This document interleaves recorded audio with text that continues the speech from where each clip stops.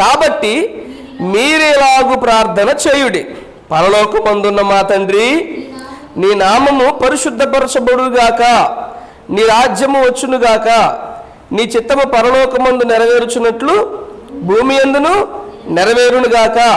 మా అనుదిన ఆహారం నేడు మాకు దయచేయుము. మా రుణస్థులను మేము క్షమించి ఉన్న ప్రకారం మా రుణములు క్షమించుము.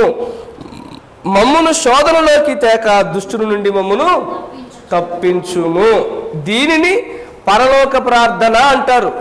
దీనిని ప్రభువు నేర్పిన ప్రార్థన అంటారు.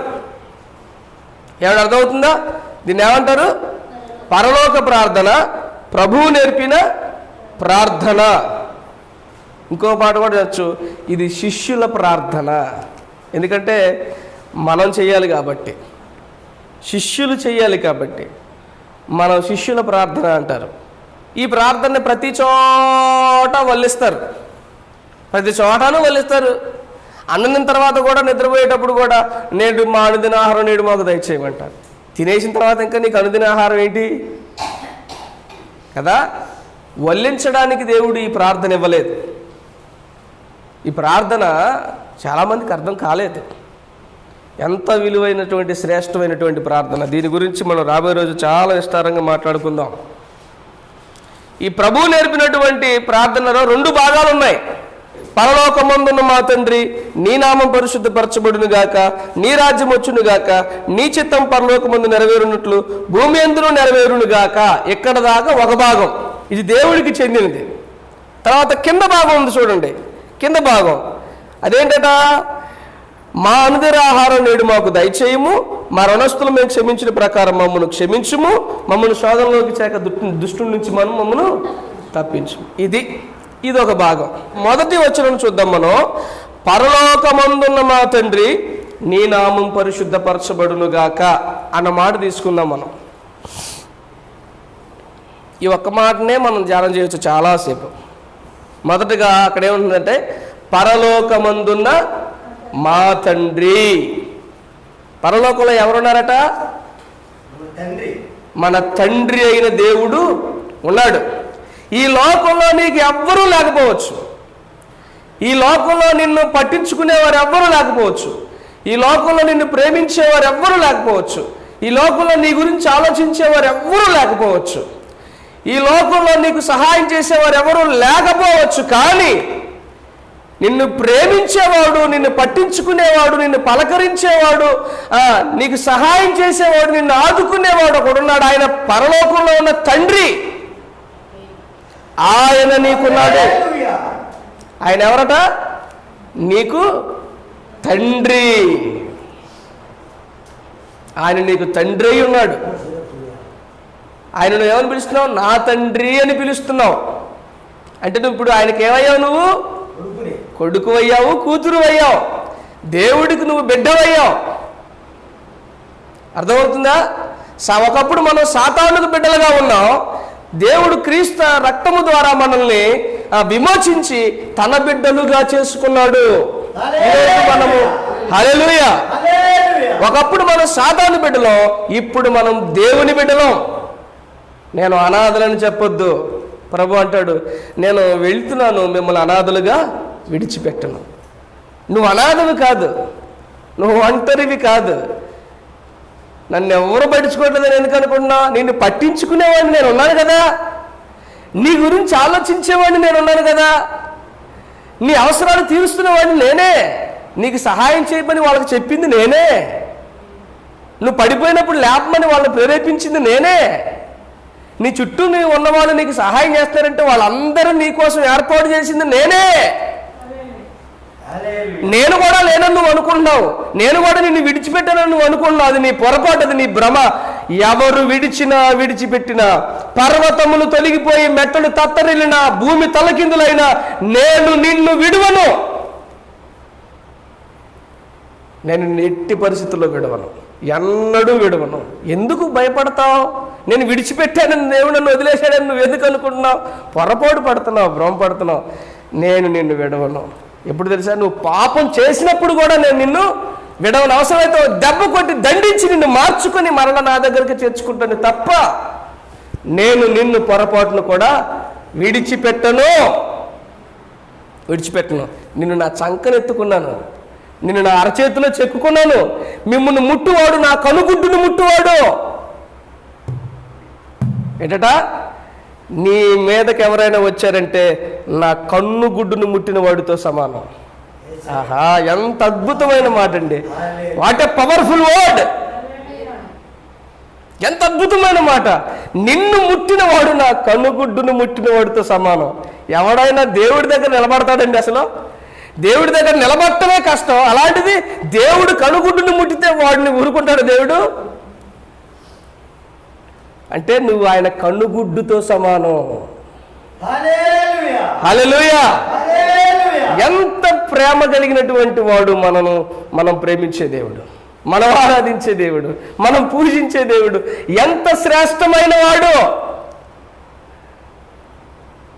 నువ్వు నాకు బిడ్డవే, నేను నిన్ను కన్నాను.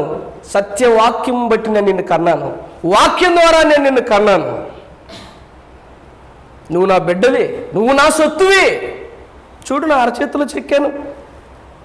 ఆలోచించారా? అరచేతిలోనే ఎందుకు చెక్కాలి? ఏడ చెక్కొచ్చు కదా, ఎక్కడ చెక్కొచ్చు కదా, భుజం మీద చెక్కొచ్చు కదా, ఒంటి మీద చెక్కోవచ్చు కదా. ఎందుకు అరచేతి మీద చెక్కాలి? ఎందుకంటే అరచేయి ఎప్పుడు మనకు అందుబాటులో ఉంటుంది. ఇలా చూస్తే మనకు అరచేయే కనిపిస్తుంది. ఏది చేయాలన్నా అరచేయి అంత అందుబాటులో ఉంటుంది మనకి. అందుకనే నువ్వు నాకు ఎప్పుడు అందుబాటులో ఉన్నావు, నువ్వు ఎప్పుడు నా కళ్ళ ముందే ఉన్నావు. నేను నిన్ను కొలకక నిద్రపోకుండా నిన్ను చూస్తున్నాను, కాపాడుతున్నాను. నీకు అర్థం కావట్లేదు అది. నా ప్రేమ నీకు అర్థం కావట్లా, నా కాపుదల నీకు అర్థం కావట్లా. చిన్న చిన్న విషయాలకు భయపడుతున్నావు, బెంబెలెత్తిపోతున్నావు, కంగారు పడుతున్నావు. నేను లేననుకున్నావా? నేను చేతగాని వాడిని అనుకున్నావా? నేను అసమర్థులు అనుకున్నావా? నేను బలహీనను అనుకున్నావా? నా శక్తి ఏంటో చూస్తావా? ఎందుకు భయం? ఎందుకు కలవరం? నువ్వు నా బిడ్డవే, నువ్వు నా సొత్తువే. నిన్ను నా అరచేతుల్లో చెక్కుకున్నాను. ఎవ్వడు నిన్ను ముట్టగలడో, ఏది నీకు హాని చేయగలదో? ఎందుకు భయం? ఎందుకండి భయం? మనం దేవుని బిడ్డలము. నువ్వు దేవుని బిడ్డవు నా ప్రియ సహోదరి సహోదరుడా. ఎవరైతే క్రీస్తు ప్రభుని తన సొంత రక్షకుడిగా అంగీకరిస్తారో వారందరూ దేవుని బిడ్డలే. హల్లెలూయా! భయపడొద్దు. ఎవరు ఉన్నా లేకపోయినా నేనున్నాను నీకు తోడుగా. దిగులు పడకము, నేను నిన్ను బలపరుతును. నేను నిన్ను బలపరుస్తాను. కురింగిపోయిన సమయంలో నేను నిన్ను ఆదుకుంటాను. నేను నీకు సహాయం చేస్తాను. బెంబెలెత్తద్దు. నీ సమస్యను బట్టి, నీ చుట్టుముట్టినటువంటి సమస్యలను బట్టి, భయాన్ని బట్టి, కలవరాన్ని బట్టి అస్సలు కురింగిపోవద్దు. I will help you, I will save you, I will protect you, I will keep you. నేను నిన్ను క్షేమంగా ఉంచుతాను, నేను నిన్ను పోషిస్తాను, నేను నిన్ను కాపాడుతాను, నేను నిన్ను భద్రపరుస్తాను, నేను నిన్ను బలపరుస్తాను, నేను నిన్ను బాగు చేస్తాను. I will cure you. నేను నిన్ను బాగు చేస్తాను. పరలోకమందున్న మా తండ్రి, పిలిచావా? తండ్రిని పిలుస్తున్నావా ఆ విధంగా? నా తండ్రి. నాకు అనిపిస్తుంది అలా కొన్నిసార్లు అలా కొంచెం లోతుగా ఆలోచిస్తే నాకు ఎంతో ఆశ్చర్యం వేస్తుంది. నేను ఎవడిని, నా బ్రతుకేంటి? నీచమైన బ్రతుకున్నది, పాపిష్టి జీవితం అది. అలాంటిది నన్ను, నా పాపాలన్నీ చెబితే నా కుటుంబ సభ్యులు ఎవరు ఇష్టపడరే, నా స్నేహితులు ఇష్టపడరు. ఇలాంటి దుర్మార్గుడు అంటారే. అన్ని పాపాలు తెలిసినప్పటికీ నన్ను ప్రేమించి తన బిడ్డగా చేసుకున్నటువంటి నా దేవుడు ఎంత గొప్పవాడు. ఒక అనామకుడిగా బ్రతుకుతున్న నన్ను తన కొడుకుగా చేసుకున్నాడు, తన వారసుడిగా చేసుకున్నాడు. తండ్రి అని పిలిచే అర్హత నాకు లేకపోయినప్పటికీ నాకు కొడుకు కూతురు గౌరవం ఇచ్చాడు. నాన్న, నువ్వెంత గొప్పవాడు అయ్యా. నా తండ్రి, నువ్వెంత ప్రేమ కలిగినవాడు. నాన్న, నీ ప్రేమని నేను అర్థం చేసుకోలేకపోతున్నానయ్యా. నా కనులు తిరువయ్యా. నాన్న అని దేవుడిని ప్రేమతో పిలుస్తుంటే ఎంత అద్భుతంగా ఉంటుందో తెలుసా? ఇప్పుడు పిలిచారా దేవుడిని నాన్న అని? వాళ్ళ నాన్న అని పిలుస్తుంటాం. దేవుడిని నాన్న అని పిలువు, ఎంత అద్భుతంగా ఉంటుందో తెలుసా? నువ్వు చాలా మందికి నాన్నవై ఉండొచ్చు, నువ్వు చాలా మందికి తల్లివై ఉండొచ్చు, నువ్వు నీ బిడ్డలకు తల్లివై ఉండొచ్చు, నీ కొడుకులకు తండ్రివై ఉండొచ్చు, కానీ నీకు ఆయన తండ్రి. హల్లెలూయా, హల్లెలూయా. హల్లెలూయా. పరలోకమందున్న మా తండ్రి. ఎక్కడున్నాడు మన దేవుడు? ఎక్కడున్నాడు? పరలోకాన్ని. పాతాళంలో లేడు నీ దేవుడు. పైకి రావడానికి ఆలస్యం కావడానికి. ఒంట్లో ఉన్నవాడికి పైన ఏం జరుగుతుందో తెలియదు, కానీ పైన ఉన్నవాడికి కింద జరుగుతున్న సమస్తము తెలుసు.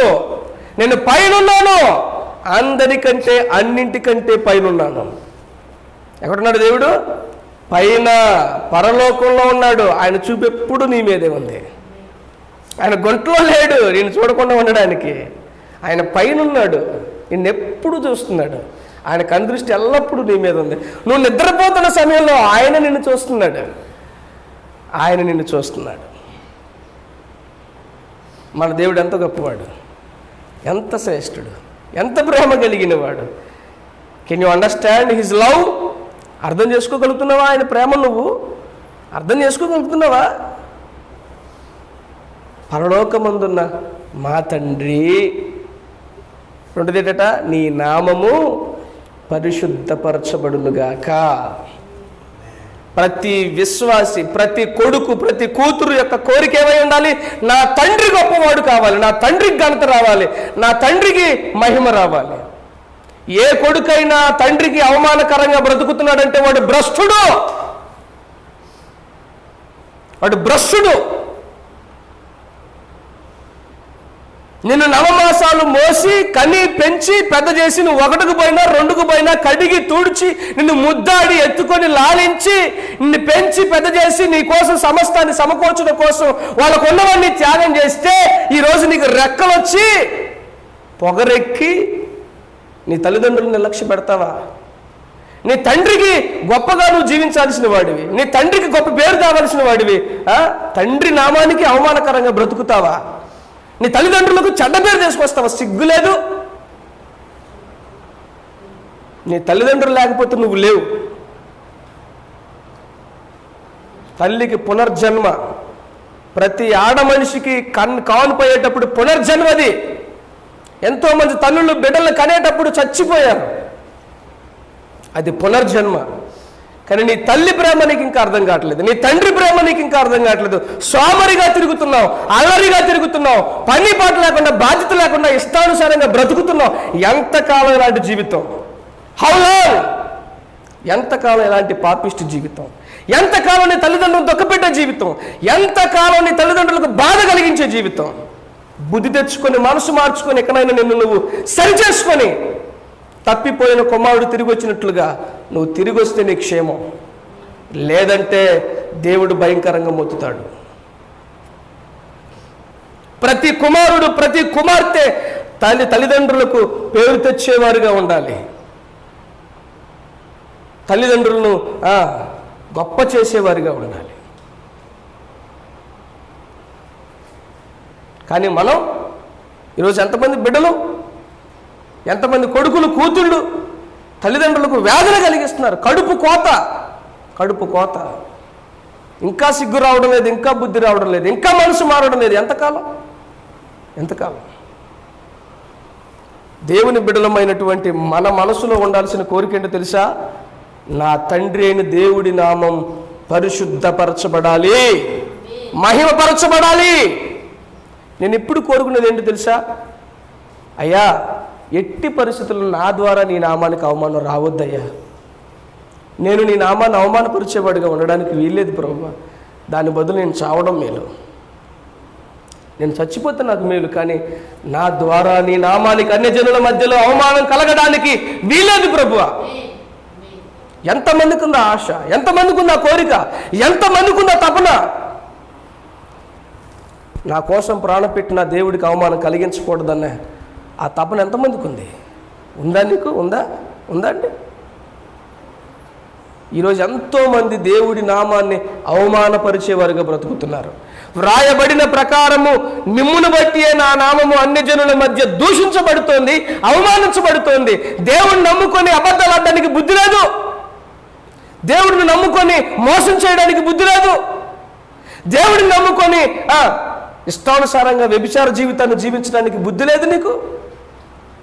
మందిరానికి వెళుతూ ఓ పక్క నీచమైన జీవితాన్ని జీవిస్తావా? అన్యాయంగా జీవిస్తావా? అక్రమంగా జీవిస్తావా? దేవుని బిడ్డని చెప్పుకుని నీచమైన కార్యాలు చేస్తావా? ఈరోజు మనల్ని బట్టి కాదు దేవుడి నామం అవమానపరచబడేది. దేవుడు నమ్ముకున్న వారిని బట్టి దేవుడి నామం ప్రజల మధ్యలో అవమానం పాలవుతుంది. నువ్వైనా నేనైనా దేవుడి నామానికి అవమానకరంగా బ్రతకడానికి వీల్లేదు. దేవుడి నామాన్ని మనం మహింపరచాలి. అది మన కోరికై ఉండాలి, అది మన ఇంటెన్షన్ అయి ఉండాలి, అది మన తపనై ఉండాలి, తాపత్రయమై ఉండాలి. మనం పొద్దున లేస్తే మనకు అదే ఆలోచన, నా ద్వారా నా ప్రభువు నామం మహింపరచబడాలి,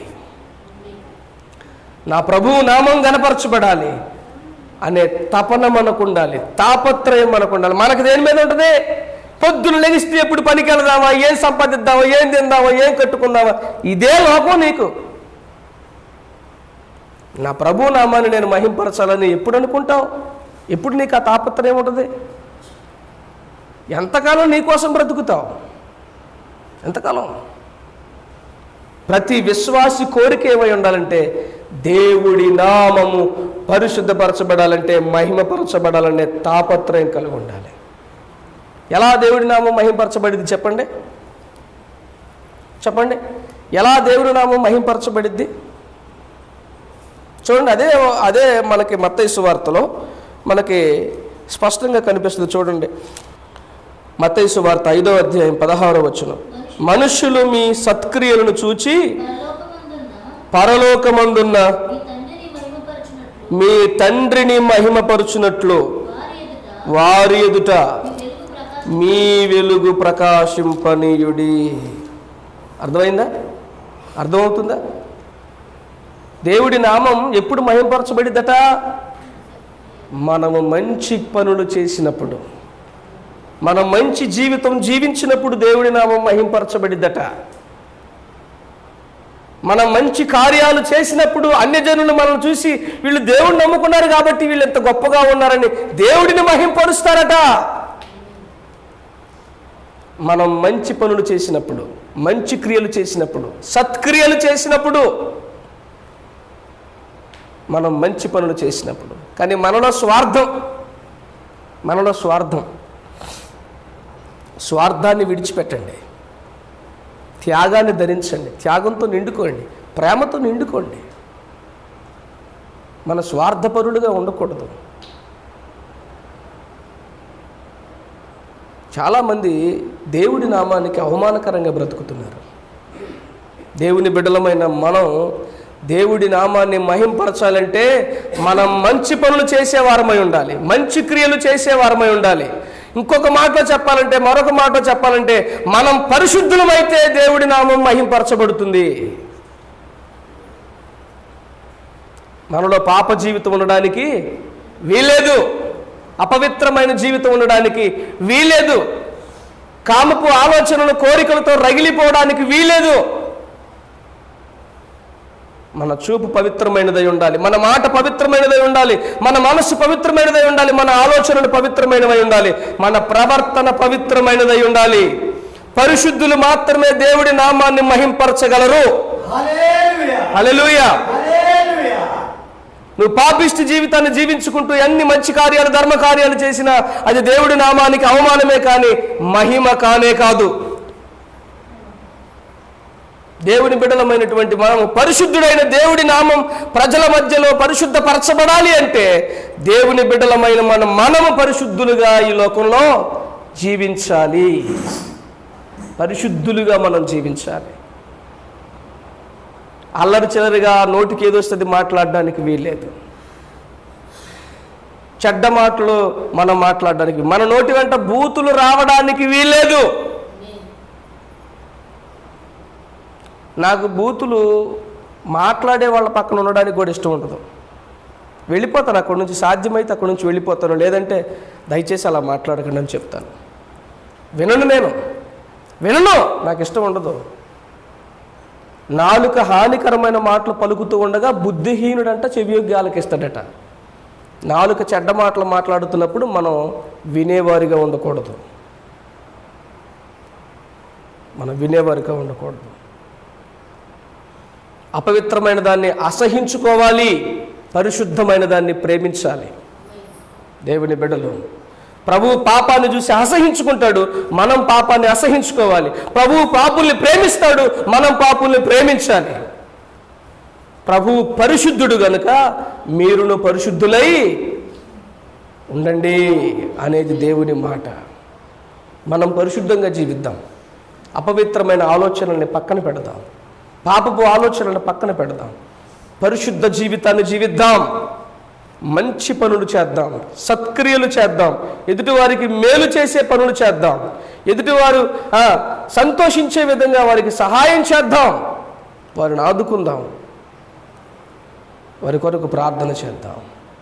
మనం సత్క్రియలు చేసేవారమైతే దేవుడి నామమంట అన్యజనుల మధ్యలో మహింపరచబడుతుందట. వాళ్ళే చెప్తారంట, వీరి దేవుడు గొప్పవాడు కాబట్టే వీరు ఇలా గొప్పగా ఉన్నారు, వీరి దేవుడు మంచివాడండి అందుకే వీరు మంచిగా ఉన్నారు అని వారే చెప్తారట. ఆ విధంగా మన జీవితము ఉండునుగాక. ఆమేన్.